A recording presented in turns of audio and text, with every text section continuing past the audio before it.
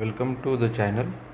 दोस्तों, आज अपन देखने जा रहे हैं न्यूमेटिक एक्चुएटर का मेंटेनेंस कैसे होता है, उसमें क्या क्या प्रॉब्लम आती है, इसके ऊपर आज अपन डिस्कस करने वाले हैं। तो देखिए दोस्तों, समय के साथ टूट फूट के कारण वाल्व के अंदर की सील खराब हो सकती है, जिससे रिसाव यानी कि लीकेज हो सकता है। तो उसके लिए हमें जो सील होता है उसका नियमित रूप से हमें वेरिफिकेशन करना चाहिए। जैसे कि कोई भी शटडाउन है, वो ब्रेकडाउन है, उसमें उसको अगर कुछ डैमेज हुआ है तो उसको चेंज करना है। और फिटिंग फिटिंग अगर सही टाइट नहीं है तो भी लीकेज हो सकता है। तो फिटिंग सही तरीके से टाइट करना है हमें, जो भी फिटिंग्स लगती है उसमें।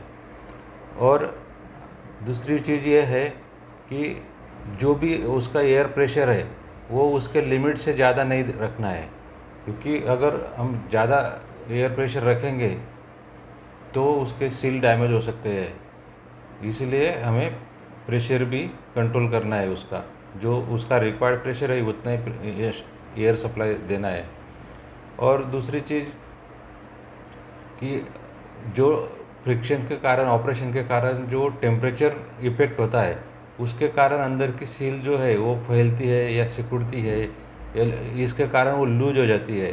तो इसीलिए हमें उसका टेम्परेचर, जो एम्बिएंट टेम्परेचर है, वो भी हमें देखना है और वो भी हमें मेंटेन करना है, उससे उसे सेफ रखना है। वाल के अंदर डस्ट या धूल स्केलिंग हो जाता है, तो इसीलिए उसका नियमित रूप से सर्विसिंग ज़रूरी होता है। और जो मूवमेंट वाले पार्ट्स है, वो जो मूवेबल पार्ट्स है, उसका लुब्रिकेशन भी ज़रूरी है, क्योंकि उसमें फ्रिक्शन होता है। तो अगर हमने लुब्रिकेशन सही नहीं किया तो वो जाम हो सकते हैं। तो इसीलिए हमें जो अच्छा क्वालिटी का जो लुब्रिकेशन है वो यूज़ करना है।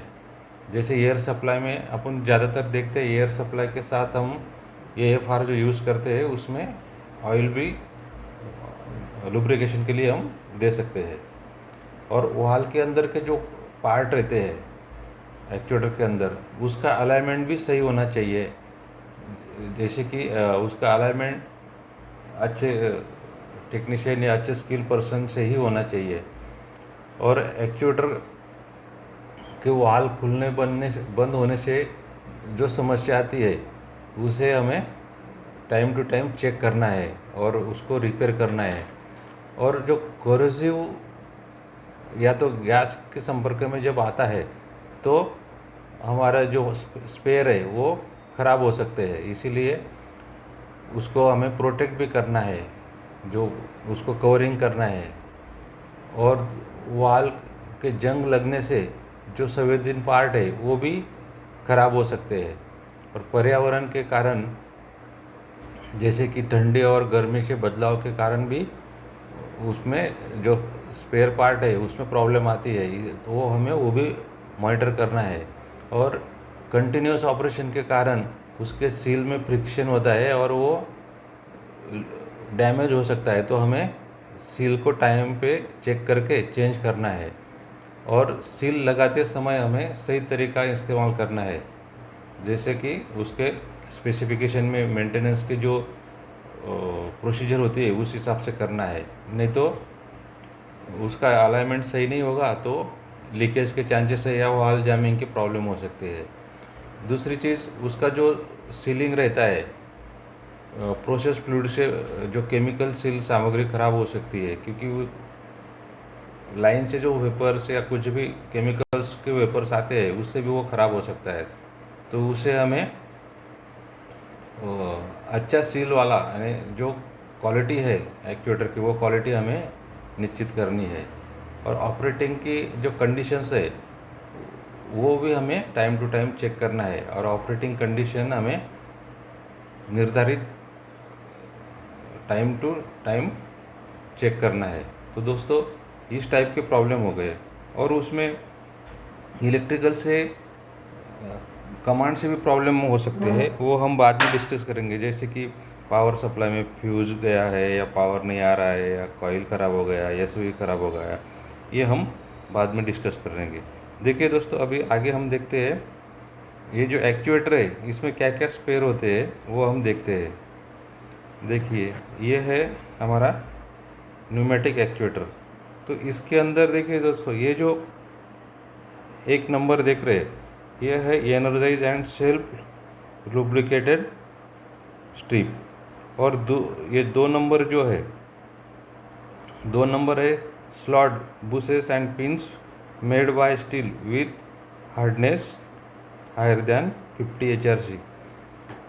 तीसरा है rolling friction between piston and slot. तो ये जो हम देख रहे हैं ये रोलिंग फ्रिक्शन है।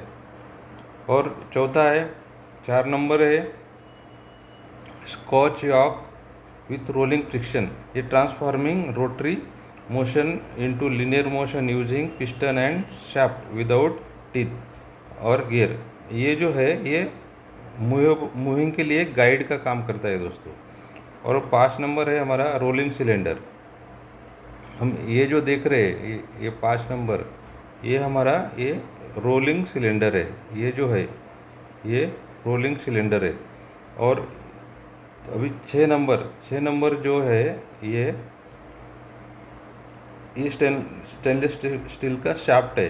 तो ये स्टेनलेस स्टील का क्यों आता है? क्योंकि इसमें कोरोसिव से इतना इफेक्ट नहीं होता और ऑपरेशन स्मूथ होता है, इसके लिए ये स्टेनलेस स्टील का होता है। तो दोस्तों वीडियो कैसे लगा कमेंट्स कीजिए, शेयर कीजिए, लाइक कीजिए और फॉलो कीजिए, सब्सक्राइब कीजिए। थैंक यू, धन्यवाद।